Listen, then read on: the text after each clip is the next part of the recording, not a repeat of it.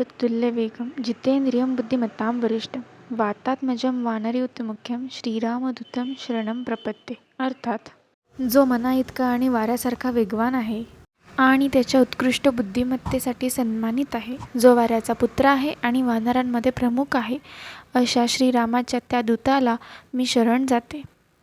आज हनुमान जयंतीच्या निमित्ताने मी हा पहिला व्हिडिओ अपलोड करत आहे. हॅलो, हाय, नमस्कार. कसे आहात सगळे? सकाळी स्वयंपाकाला काय करावं हा विचार डोक्यात चाललेला असताना मला असं वाटलं की आज आपण इडली खाऊया. पण डाळ आणि तांदूळ भिजू घातलेली नसल्यामुळे म्हटलं चला रव्याची इडली करूया. इन्स्टंट होते आणि करायला पण सोपं आहे.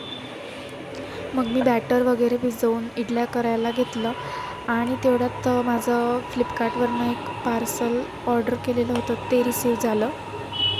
तर म्हटलं आपण सगळं काम आवरल्यावरती पार्सल बघूया. तोपर्यंत आपण इडलीचा व्हिडिओ जो आहे तो रेकॉर्ड करूया, रेसिपी टाकूया. पण काय झालं की माझा ट्रायपॉडच दिसत नव्हता. मग मी खूप शोधलं पण काही सापडतच नव्हता. काय होतं ना, माझी मुलगी इलेक्ट्रॉनिक वस्तूचा फार कचरा करून टाकते. त्यामुळे मी महत्त्वाच्या वस्तू सुरक्षित ठिकाणी ठेवतो की मलाच त्या वस्तू दिसेनाशा होतात. आणि खूप शोध मोहीम घेतल्यानंतर मला ट्रायपॉड सापडला आणि नंतर मी हा अनबॉक्सिंगचा व्हिडिओ केला. तर त्याच्यामध्ये आहे माझे क्लॉग्स. मी फ्लिपकार्टवरनं मागवले. फक्त 229 रुपयाला. खूप छान क्वालिटी आहे, तुम्ही व्हिडिओमध्ये बघू शकत असाल. खूप सुंदर कलरसुद्धा आहे, पीच कलरचा आहे आणि मला तर खूप आवडले. खूप छान आहे, स्टर्डी आहे, मटेरियल पण छान आहे आणि छान टिकाऊ पण आहे. प्राईसच्या अकॉर्डिंग खूप छान क्लॉग्स आहेत. आणि नंतर राहिलेली पीठ.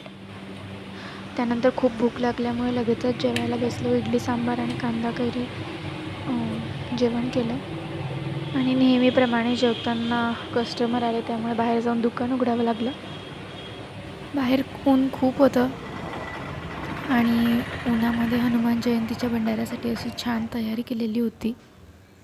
ओके, चला भेटूया नेक्स्ट व्हिडिओमध्ये. प्लीज चॅनलला लाईक करा, शेअर करा आणि सबस्क्राईब करा. थँक्यू.